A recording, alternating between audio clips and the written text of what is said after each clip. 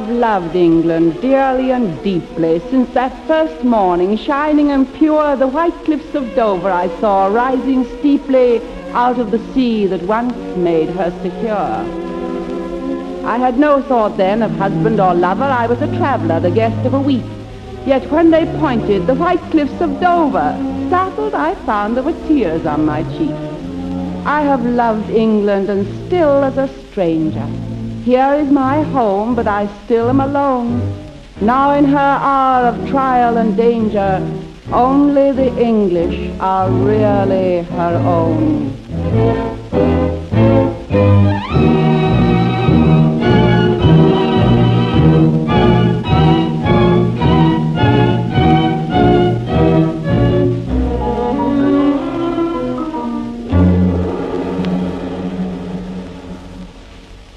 1914, early May, London was crowded and rich and gay.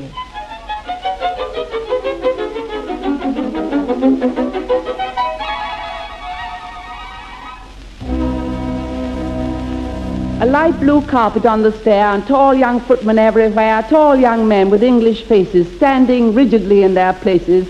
I went up the stairs between them all, strange and frightened and shy and small, and as I entered the ballroom door, saw something I never had seen before except in portraits.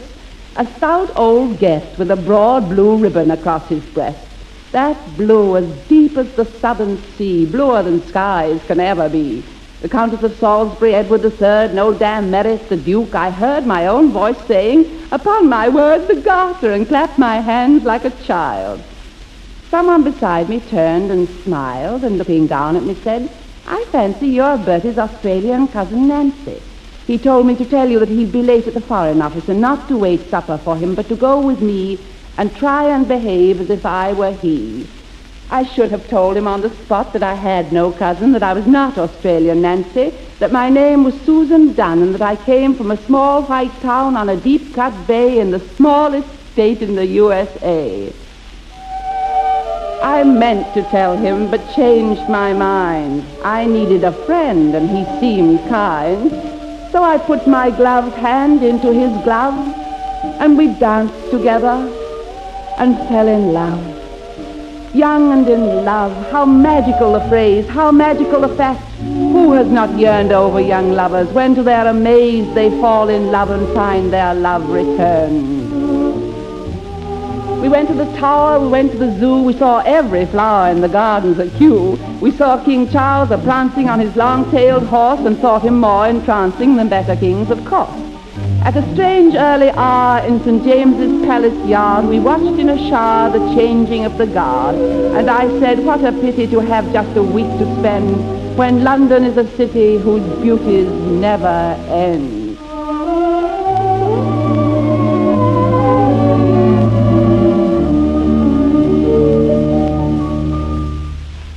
John had one of those English faces that always were and always will be found in the cream of English places till England herself sink into the sea. A blonde, bold face with prominent eyes, a little bit bluer than English skies. And what a voice he had, gentle, profound, clear, masculine. I melted at the sound.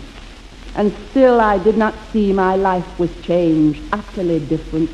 By this love estranged forever and ever from my native land, that I was now of that unhappy band who lose the old and cannot gain the new, however loving and however true to their new duties.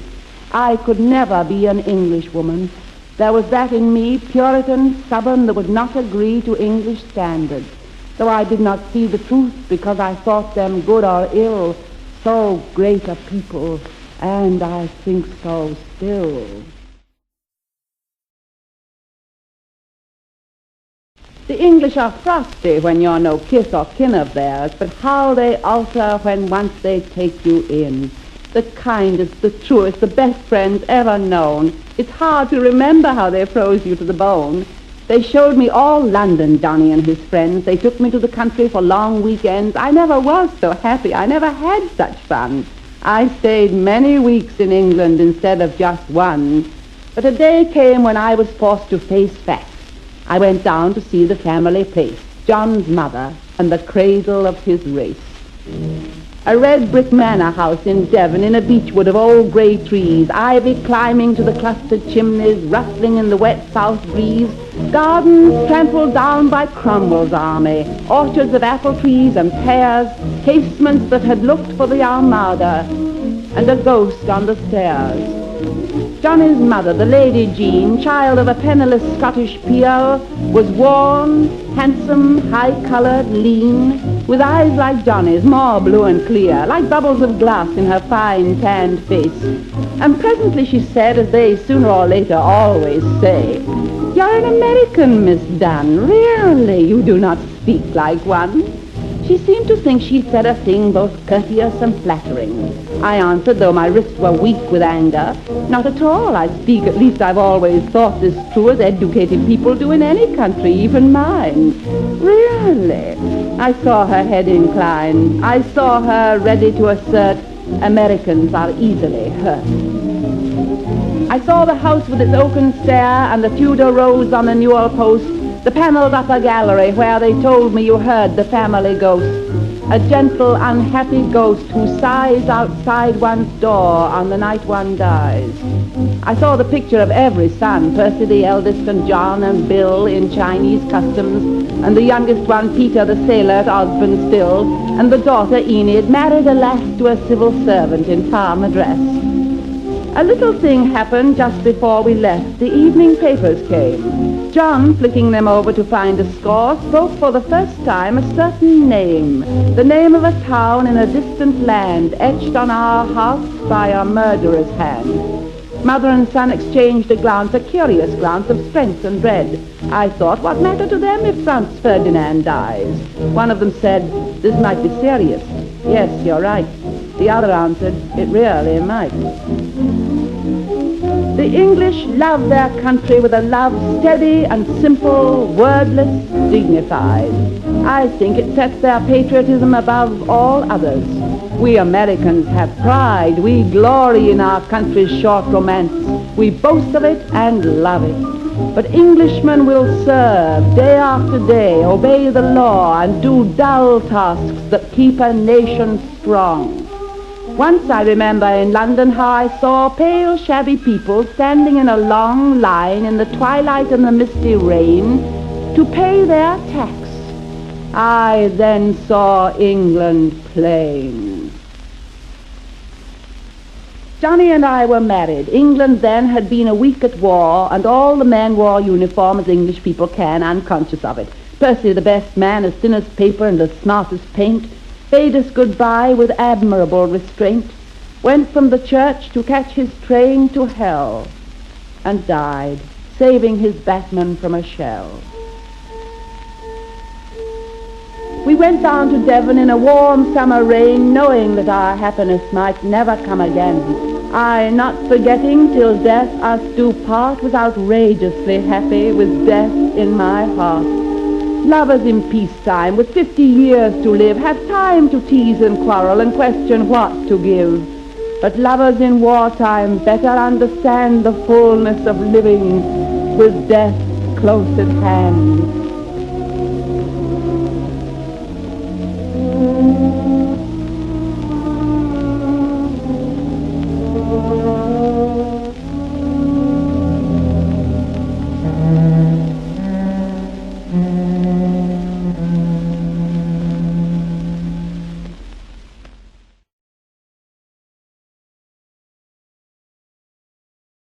My father wrote me a letter. My father, scholarly, indolent, strong, teaching Greek better than high school students repay. Teaching Greek in the winter, but all summer long sailing a yawl in Narragansett Bay. "So, Susan, my dear," the letter began, "you've fallen in love with an Englishman. Well, they're a manly, attractive lot if you happen to like them, which I do not.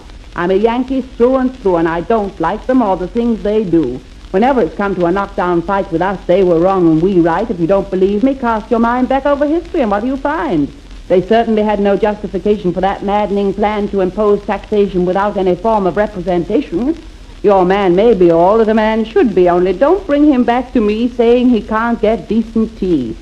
He could have got his tea all right in Boston Harbor a certain night when your great-great-grandmother, also a Sioux, shook enough tea from her husband's shoe to supply her house for a week or two. The War of 1812 seems to me about as just as a war could be. How could we help but come to grips with a nation that stopped and searched our ships and took off our seamen for no other reason except that they needed crews that season? I can get angry still at the tale of their letting the Alabama sail and Palmerston being insolent to Lincoln and Seward over the Trent. All very long ago, you'll say, but whenever I go up Boston way, I drive through Concord, that neck of the wood where once the embattled farmers stood. And I think of Revere and the old South people, and I say, by heck, we're the only people who lick them, not only once, but twice. Never forget it. That's my advice. They have their points. They're honest and brave, loyal and sure as the grave. They make other nations seem pale and flighty, but they do think England is God Almighty. And you must remind them now and then that other countries breed other men. From all of which you will think me rather unjust. I am your devoted father. I read and saw my home with a sudden yearning, the small white wooden house, the grass-green door, my father's study with the fire burning and books piled on the floor. I saw the dear Scury, 2 black kittens, stalking relentlessly an empty spool. I saw a little girl in scarlet mittens trudging through snow to school.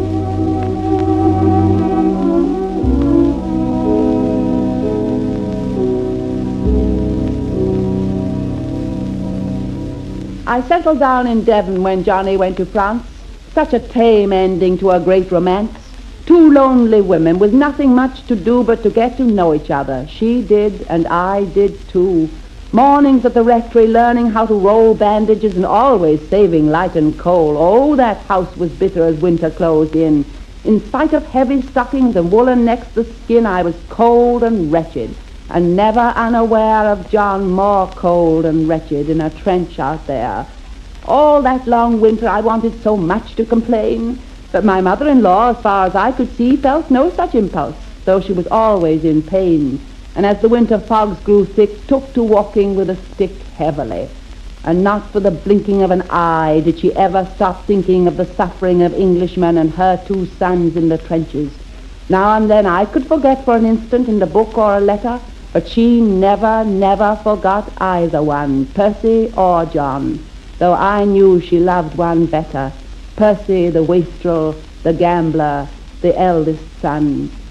I think I shall always remember until I die her face that day in December, when in a hospital ward together she and I were writing letters for wounded men and dying, writing and crying over their words, so silly and simple and loving. Suddenly looking up, I saw the old vicar moving like fate down the hospital ward until he stood still beside her where she sat at a bed. "Dear friends, come home. I have tragic news," he said. She looked straight at him without a spasm of fear, her face not stern or masked. "Is it Percy or John?" she asked. "Percy." She dropped her eyes. "I am needed here. Surely you know I cannot go until every letter is written. The dead must wait on the living," she said. "This is my work. I must stay." And she did the whole long day.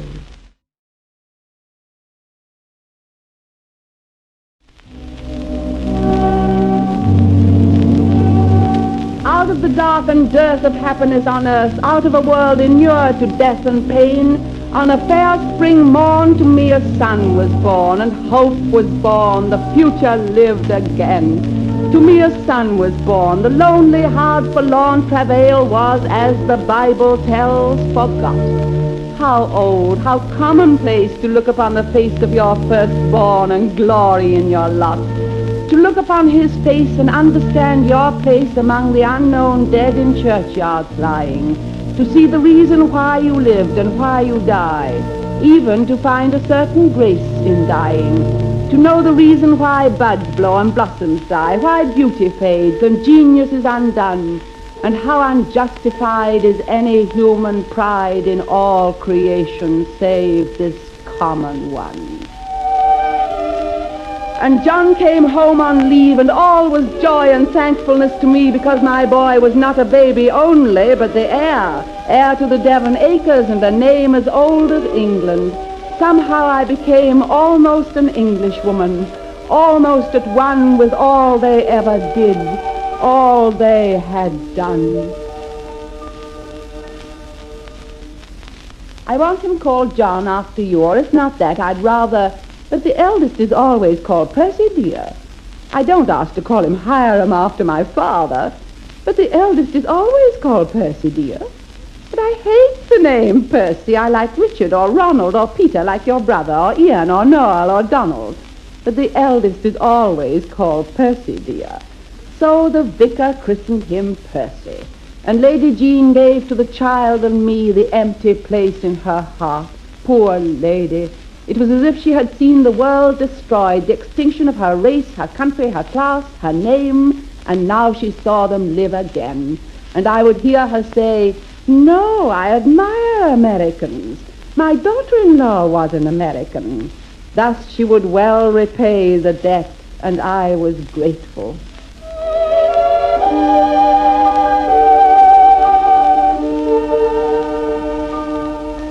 They must come in the spring. Don't they care sixpence who's right?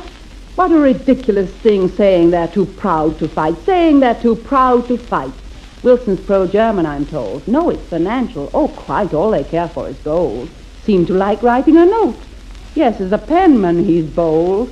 No, it's the Irish vote. What could I do but ache and long that my country, peaceful, rich and strong, should come and do battle for England's sake? What could I do but long and ache? And at last, like the dawn of a calm, fair day after a night of terror and storm, they came, my young, light-hearted countrymen, tall and gay, looking the world over in search of fun and fame, marching through London to the beat of a boastful air, seeing for the first time Piccadilly and Leicester Square, all the bands playing, over there, send the word to beware. And as the American flag went fluttering by, Englishmen uncovered, and I began to cry.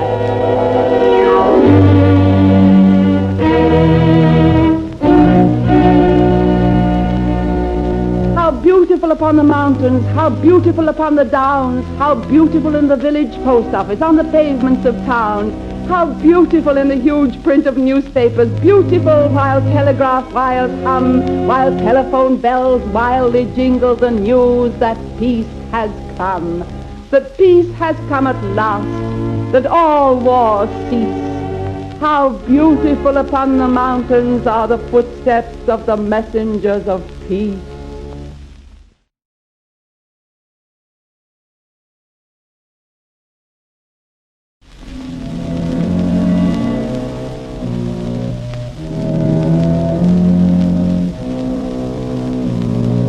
In the depth of the night, when the old house was sleeping, I lying alone in a desolate bed, heard soft on the staircase a slow footstep creeping, the ear of the living, the step of the dead.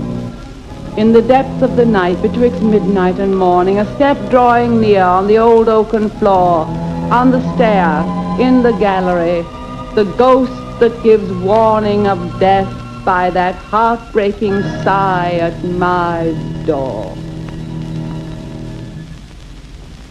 Bad news is not broken by kind, tactful word. The message is spoken ere the word can be heard.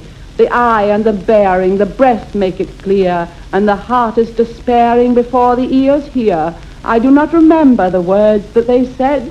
Killed, Duer, November. I knew John was dead. All done and over that day long ago, the white cliffs of Dover. Little did I know.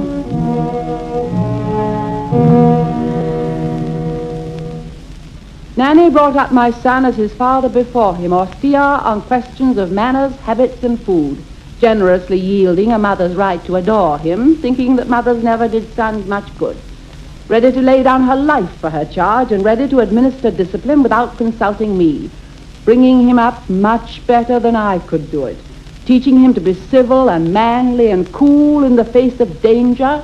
And then, before I knew it, the time had come for him to go off to school. Off to school, to be rid of women's teaching, set on the road to manhood at 7 years old, into a world where a mother's hands vainly reaching will never more clasp and comfort and hold.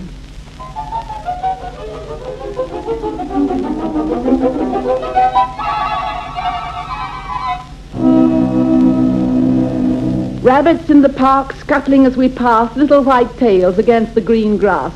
Next time, Mother, I really must bring my gun. I know you don't like shooting, but John's own son, that blonde, bold face, those clear, steady eyes, hard to be certain that the dead don't rise. Jogging on his pony through the autumn day, bad year for fruit, Mother, but good salt hay. Bowling for the village as his father had before, coming home at evening to read the cricket score, back to the old house where they had begun, just as his father and his grandfather had done. Later than many, earlier than some, I knew the die was cast, that war must come, that war must come. Night after night I lay, steeling a broken heart to face the day when he, my son, would tread the very same path that his father trod. When the day came, I was not filled, not ready. Foolish, wild words issued from my lips. My child, why should you die for England too?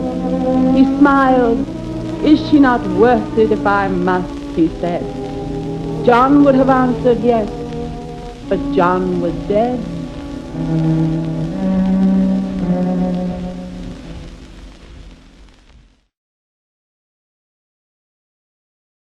Is she worth dying for? My love, my one and only love, has died, and now his son asks me, his alien mother, to essay the worth of England to mankind today. I thought of my father's deep traditional wrath against England, the redcoat bully, the ancient foe, that second reaping of hate, that aftermath of a ruler's folly and ignorance long ago, long ago. Yet who can honestly say England is utterly changed? Not I, not I. Arrogance, ignorance, folly are here today, and for these my son must die? I thought of these years, these last dark, terrible years, when the rulers of England bade the English believe lies as the price of peace, lies and fears, lies that corrupt and fears that sap and deceive. Rulers of England, for them must I send out my only son to die? And then, I thought of the history of Englishmen, of Queen Elizabeth stepping down over the stones of Plymouth town to greet the men who had sailed away from rocky inlet and wooded bay, free men, undisciplined, uncontrolled, some of them pirates, all of them bold, feeling their fate was England's fate, coming to save it a little late, much too late for the easy way, much too late, and yet never quite too late to win in that last worst fight. Men who had governed England know that dreadful line they may not pass. Even Elizabeth, long ago, honored and loved and bold as brass, daring and subtle, arrogant, clever, yet even the great Elizabeth never dared oppose the sullen might of the English standing upon a right. And were they not English, our forefathers? Never more English than when they shook the dust of her sod from their feet forever, angrily seeking a shore where in his own way a man might worship his God. Never more English than when they dared be rebels against her. That stern, intractable sense of that which no man can stomach and still be free, writing, when in the course of human events, writing it out so all the world could see whence come the powers of all just governments. The tree of liberty grew and changed and spread, but the seed was English. I am American bred. I have seen much to hate here, much to forgive. But in a world where England is finished and dead, I do not wish to live.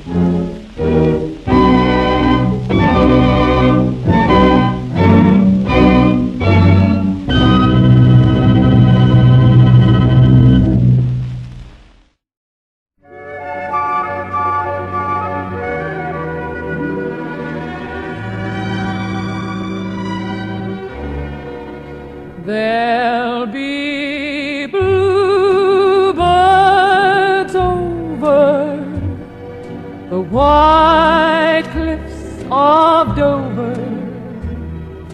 Tomorrow, just you wait and see. There'll be love and laughter and peace ever after. Tomorrow, when the world is free. The shepherd will tend his sheep, the valley will bloom again, and Jimmy will go to sleep in his own little room again. There'll be bluebirds over the white cliffs of Dover. Tomorrow, just you wait and see. The shepherd will tend his sheep, the valley will bloom again, and Jimmy will go to sleep in his own little room again. There'll be bluebirds over the white cliffs of Dover. Tomorrow, just you wait